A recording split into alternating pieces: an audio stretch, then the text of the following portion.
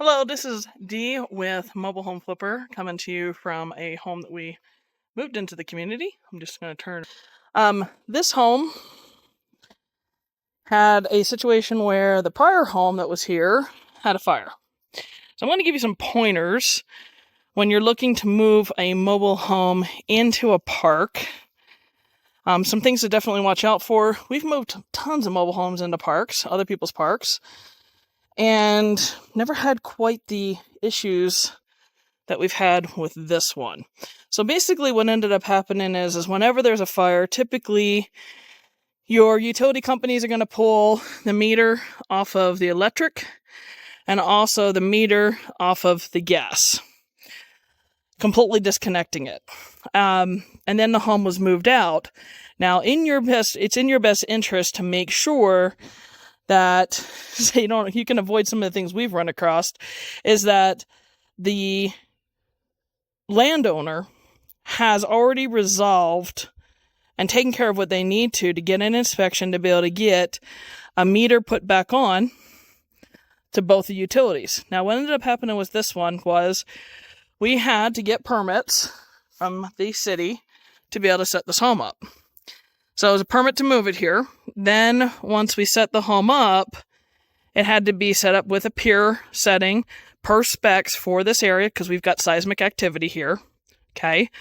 And then what had to happen is the utilities underneath. So your water connection point, your sewer connection point, your electric connection point, as well as also your gas connection point, all had to meet specs and pass as far as city inspection. Okay.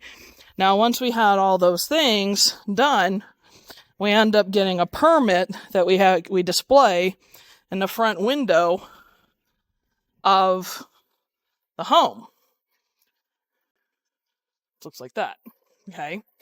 And that means basically that it passed and you can go ahead and move forward. Well, the problem is we ended up having a utility company come out, the gas company, and say that that connection point was too close to the old pole that was there and that it had to be moved there in front of the house. It doesn't make any sense to me.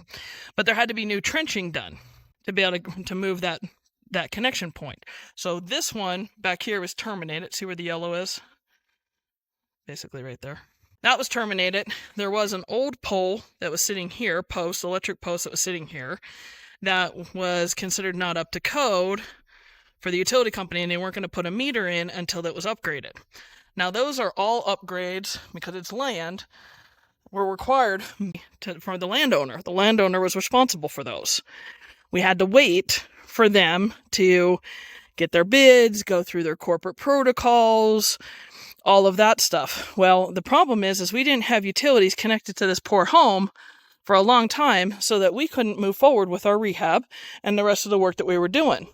So unfortunately, what ended up happening is slowly but surely things were getting taken care of where they had to trench from the street. So the park had to pay for that, put in two new utility posts, and that had to be passed off by the inspector of the city.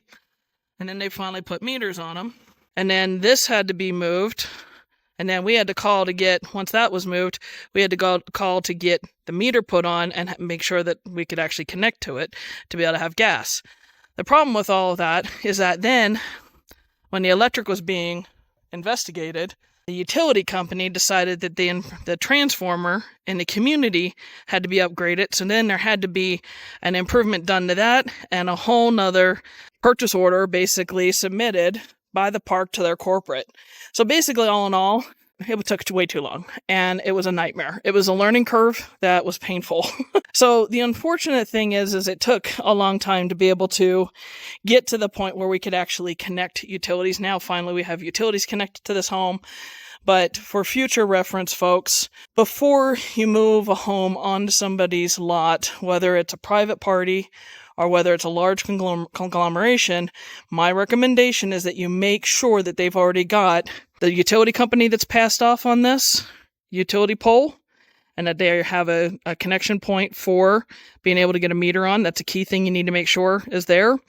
And also, if it's a gas-related area, that the gas meter is going to be able to be put back in the same spot. And if not, they take care of those things before they start charging you lot rent and other additional costs, and or possibly before you move it onto their lot. Because the thing is, once you move it, that's a lot of costs in some areas. In other areas, it's not as expensive. In our areas, it can get pretty expensive to go ahead and move a mobile home onto a lot. So obviously, we didn't want to have to pull that home off. It would have cost too much.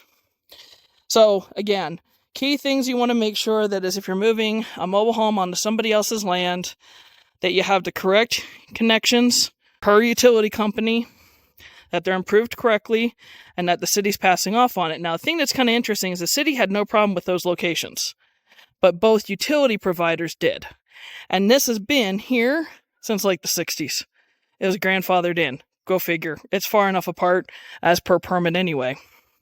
So this is D with Mobile Home Flipper signing off, just giving you another pointer as to how to save yourself some additional headaches from the headaches that we've already experienced in this business.